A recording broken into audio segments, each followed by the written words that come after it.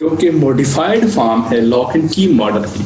ठीक है, lock and की मॉडल की मॉडिफाइड फॉर्म आप कह सकते हैं इंड्यूस फिट मॉडल। तो इसके अंदर क्या है, ये एंजाइम सबस्ट्रेट कॉम्प्लेक्स जो होता है, ठीक है, एंजाइम सबस्ट्रेट कॉम्प्लेक्स जो आपको बेसिकली यहाँ पे नजर आ रहा है, ये देखिए एंजाइम सबस्ट्रेट कॉम्प्लेक्स जो बन रहा है, तो उसके मुताबिक क्या था कि एक्टिव साइट जो है बेसिकली वो हार्ड या रिजिड इन शेप नहीं होती, उसके अंदर तब्दीलियां आती हैं।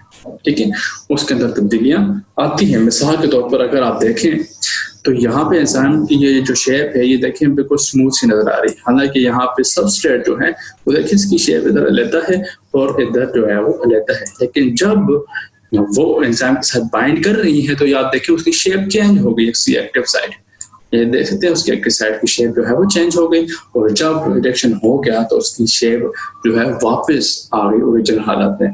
तो यही चीज जो है इंड्यूस फिट मॉडल के अंदर बताई गई, और उसमें क्या बताया गया कि जब सबस्ट्रेट आता है तो एंजाइम के साथ बाइंड करता है, तो सबस्ट्रेट के हवाले से एंजाइम की एक्टिव साइड के अंदर चेंजेस आती हैं। ठीक है, चेंजेस आती हैं, और यानी कि जो सबस्ट्रेट है वो इंडक्शन कर रहा है शेप की inside of enzyme active side. ठीक है, एंजाइम की एक्टिव साइड के अंदर वो जो सबस्ट्रेट है वो शेप इंड्यूस कर रहा है, इसीलिए इसको कहते हैं इंड्यूस फिट मॉडल। ठीक है, इसे क्या कहते हैं, इंड्यूस फिट मॉडल कहते हैं। ठीक है, तो इसके कुछ एक्सपेक्ट हैं जिसको हम जो है वो स्टडी करेंगे स्टेप बाय स्टेप के इंड्यूस फिट मॉडल बेसिकली किस तरह से फंक्शन परफॉर्म करता है। ठीक है, तो सबसे पहले है रिएक्शन मैकेनिज्म। रिएक्शन मैकेनिज्म में क्या है कि जो सबस्ट्रेट है इसको बेसिकली हम डिनोट करते हैं एस के साथ। ठीक है, सबस्ट्रेट जो है इसको बेसिकली हम डिनोट करते हैं एस के साथ, और जो एंजाइम है इसको हम डिनोट करते हैं ई के साथ। ठीक है, ई के साथ जो सबस्ट्रेट आ गया इसको हमने लिखा एस के साथ, और जो एंजाइम है इसको हमने लिखा ई के साथ, ई आ गया। ठीक है, अब दोनों डिफरेंट जगह पर मौजूद हैं। अब यहाँ पे जब आपके पास एंजाइम सबस्ट्रेट कॉम्प्लेक्स बनता है तो इसे आप ई प्लस एस बी लिख सकते हैं, ई प्लस एस बी लिख सकते हैं। इसको आप कहते हैं जी ये एंजाइम सबस्ट्रेट कॉम्प्लेक्स बन गया। ठीक है, अब इसके बाद एंजाइम सबस्ट्रेट कॉम्प्लेक्स जो है वो चेंज होगा enzyme E plus P, enzyme plus product complex बनेगा। देन उसके बाद एंजाइम और प्रोडक्ट जो है वो अलग हो जाएंगे। ठीक है, एंजाइम और प्रोडक्ट जो है वो अलग हो जाएंगे। ठीक है, तो ये आपने देखा कि किस तरह से एक सबस्ट्रेट आया, जो आपने जो ग्रीन कलर का देखा। ठीक है, ये ग्रीन कलर का आपने सबस्ट्रेट देखा और ये एंजाइम है, और देखिए इसकी शेप बिल्कुल एग्जैक्टली नीचे से गोल नहीं है और ना ये बिल्कुल ट्रायंगुलर शेप है, लेकिन जब एंजाइम ने बाइंड किया तो ये देखिए बिल्कुल परफेक्टली यहाँ से गोल हो गई नीचे से। ठीक है, तो अब ये बन गया एंजाइम सबस्ट्रेट कॉम्प्लेक्स, और फिर एंजाइम ने क्या किया कि उसको तोड़ दिया, सबस्ट्रेट को तोड़ दिया, तो फिर में क्या हुआ कि अभी वो बिल्कुल डीअटैच नहीं हुआ, वो पहले कन्वर्ट हुआ एंजाइम प्रोडक्ट कॉम्प्लेक्स के अंदर। ठीक है, कॉम्प्लेक्स के अंदर कन्वर्ट हुआ, देन उसने प्रोडक्ट को रिलीज कर दिया। ठीक है, तो इस तरह से एंजाइम जो है रिएक्शन में अब उसका मैकेनिज्म बेसिकली इस तरह परफॉर्म किया जाता है।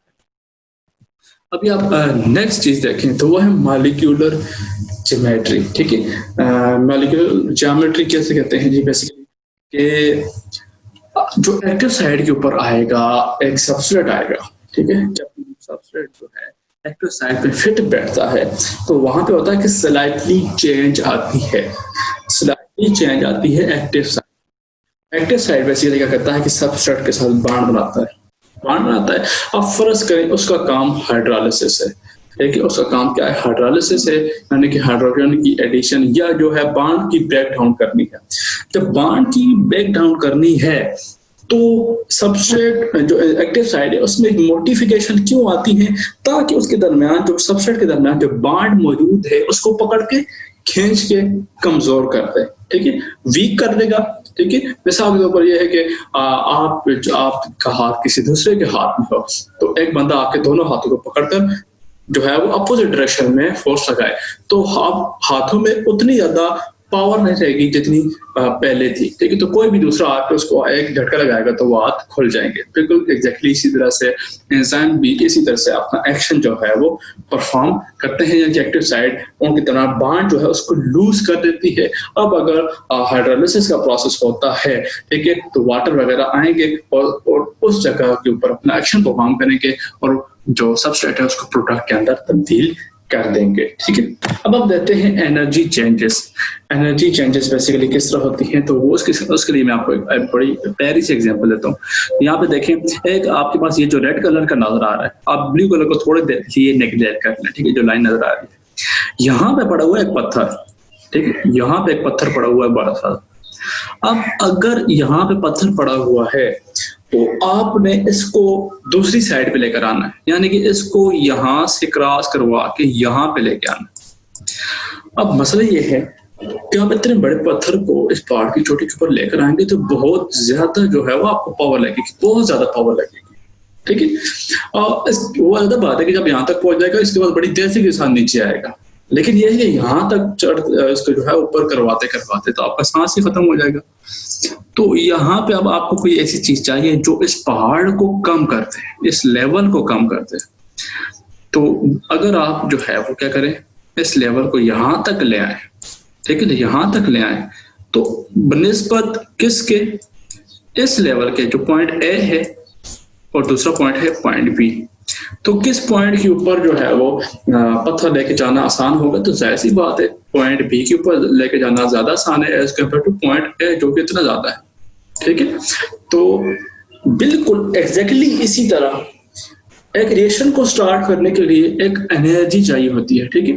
मिसाल के तौर पर जैसे आप माचिस की तीली लगाते हैं तो उसके आप जो ऊपर जो है वो जोर लगा के तीली को जलाते हैं, उसके बाद आग खुद बहुत जलती रहती है, तो वो जो फ्रिक्शन है, ठीक है, उसको आप कह सकते हैं एक्टिवेशन एनर्जी, ठीक है। उसको क्या कह सकते हैं, जो एनर्जी बैरियर है उसको क्या कहते हैं, एक्टिवेशन एनर्जी। यानी कि वो कम से कम एनर्जी जो किसी भी रिएक्शन को जस्ट स्टार्ट करने के लिए काफी होती है उसको कहते हैं एक्टिवेशन एनर्जी।